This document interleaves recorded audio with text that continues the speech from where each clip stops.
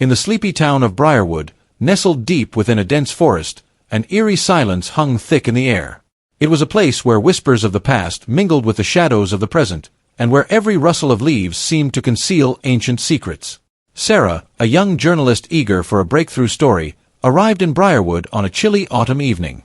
Her destination, the abandoned Whittaker Manor, a mansion rumored to be haunted by the ghost of its former owner, the reclusive billionaire Elias Whittaker.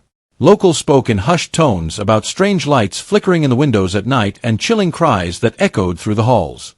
Undeterred by the warnings, Sarah set up her camera equipment inside the decaying mansion. The air was musty, and every creak of the floorboards sent shivers down her spine. As darkness fell, she began her investigation, armed with only a flashlight and her unyielding curiosity. The hours passed slowly.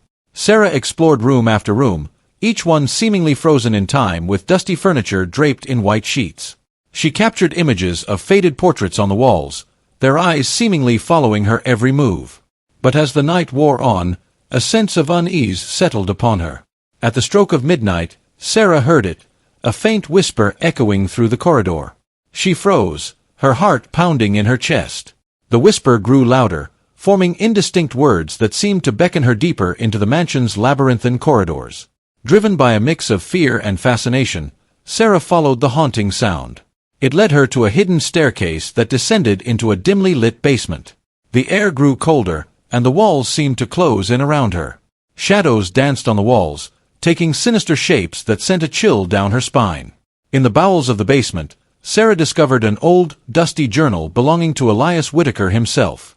Its pages were filled with mad scribblings and disjointed ramblings about a pact made with a malevolent entity in exchange for wealth and power. The final entries spoke of regret and the unbearable price he paid, a curse that now bound his restless spirit to the mansion for eternity. Suddenly, Sarah felt a presence behind her, a cold breath on the back of her neck.